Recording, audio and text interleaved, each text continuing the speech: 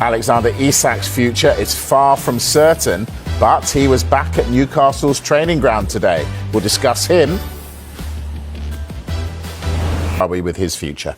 He was pictured at the Newcastle training ground this morning, spent 3 hours inside the training ground. This is the first time that he's been there since he headed to Spain, headed to his old club, Real Sociedad, for a personal training camp. And this comes just over 48 hours since Newcastle rejected a bid of over £100 million from Liverpool. We understand he was in the training ground receiving treatment for a thigh injury. Newcastle do not want to sell him. They value him at £150 million.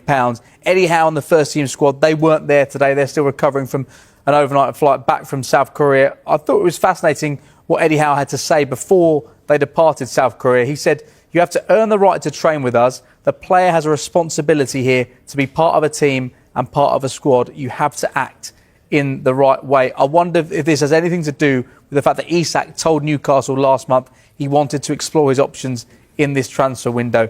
Newcastle won't sell Alexander Isak if they don't feel his valuation's met, and crucially, if they don't have a replacement lined up. They take on Aston Villa in their first game of the Premier League season next weekend. Their current only fit striker they have is William Asula, who scored one Premier League goal. Right, so they need a replacement on board. Will that replacement be Johan Wissa, Dharmesh?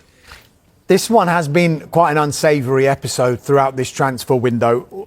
What we do know is that Brentford are expecting Johan Wissa to be training with them tomorrow. They had a day off yesterday, did the squad, because they had a pre-season friendly over the weekend, which Wissa was not involved in. One source, though, has told Skysports News that Wissa has got no intention of playing for Brentford again because he wants to move to Newcastle United. He wants both of these clubs to come together and finalise this move so he can get what he perceives to be a dream transfer. To play Champions League football at the age of 28, going on 29. He feels he won't get that opportunity again. Look, earlier on in this transfer window, there seemed to be an insistence that this player was not for sale. However, what we're hearing now is that Brentford may do business on Johan Wissa, provided they can bring in an adequate replacement. They don't want to lose Brian Mbeumo, who's gone to Manchester United, and Johan Wissa in the same transfer window unless they bring in players who are going to be able to adequately replace them. That is not easy given what they did for that club in the last couple of seasons. Brentford are looking at players. Amari Hutchinson is one from Ipswich Town, and they are looking at a number of other strikers. But as far as they are concerned, they don't want to sell Wissa. But you just keep getting the impression now that has this gone too far for Wissa to be able to play for the club again? And if so, then Brentford are going to need to want to get the best possible deal that they can. If that comes from Newcastle United, all well and good.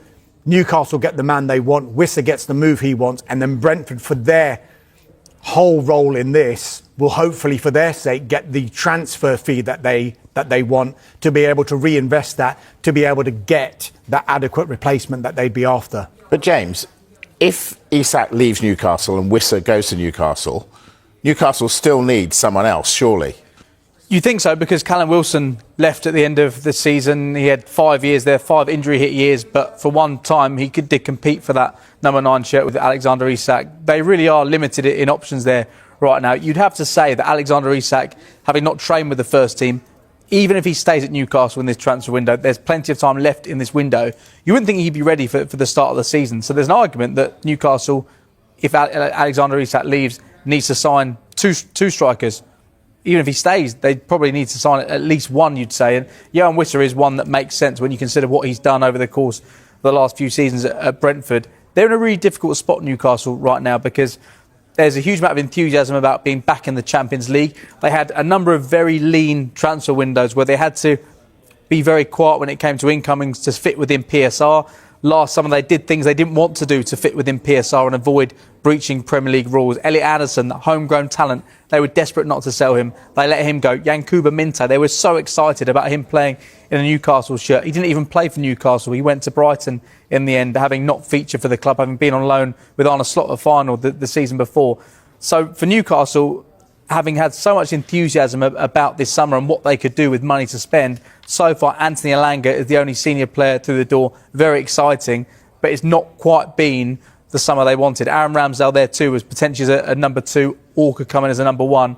But things don't look great right now at Newcastle, despite the fact on paper not a huge amount has changed in terms of that squad. It must be frustrating. I think Newcastle United fans are frustrated. The club is frustrated because their takeover happened at a time when there are rules prohibiting clubs from spending too much more than what they're bringing in. Old money protecting itself. Well, the issue they've got is we know about the rules. It's a rolling 3-year PSR system whereby you can't make more than £105 million worth of losses.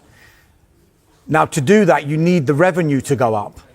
Now, Newcastle United will argue, well, some of these other clubs who have found their base and have been able to buy lots of players, they could do that when these rules weren't in place. Now Newcastle United do have these rules in place, arguably the richest club in the world, and they can't spend the money that they would like to. James mentioned that Alanga has come in. Great signing, but they were wanting to bring in, spending in excess of 100 to 200 million pounds in this transfer window, which they can so easily do, but because of the rules, they can't. So what they have to do is do it organically. And that's what they're trying to do. Shirt sponsorship deals, marketing, increase revenue, trying to qualify for the Champions League every season. They are in the Champions League this season, so they will feel the benefit of that. But if they can't continue to bring in the players that they want to be able to maintain that place in the top 4 or the top 5, then they might drop out of the Champions League in future years, and then that source of revenue is gone. So it's going to be difficult for them to do, but there is a way for them to do it, is to increase that revenue, which historically the other clubs have managed to do. If you look at way before Manchester City and Chelsea and the likes of Manchester United, Arsenal and Liverpool, they went and got their global reach with hundreds of thousands of fans from all over the world. That's why they managed to. But then the rules changed. But then changed the rule. That's what I mean about old money taking care of itself. That's Newcastle United. That's the route they have to take at this moment in time while these rules are in place. Yeah. All right. I'm glad you mentioned Liverpool there because I posed the question at the top of the programme. Darwin Nunez, you told us earlier he'd scored this evening. Is that going to be his last goal for the club? Potentially. What's actually fascinating as well, Liverpool have released their team. They're playing at 8 o'clock as well. There's 2 friendlies taking place against Athletic Club. They won the first one 4-1.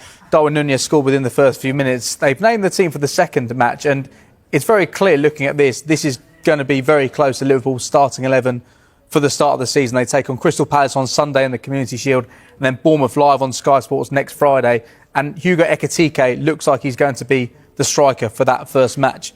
Darwin Nunez clearly already is a second choice striker at Liverpool. There's been interest from Italy. We now understand AC Milan have made initial contact with Liverpool around the signing of Darwin Nunez. They're trying to sign him. Contact has now been made between the clubs, yet to make an offer. There are other interested clubs, including Al Hilal from Saudi Arabia. We've been reporting since the start of the window that Nunez's preference would be to move to Spain or Europe rather than move further afield to somewhere like the Saudi Pro League. Al Hilal haven't made a bid yet. They're monitoring the situation.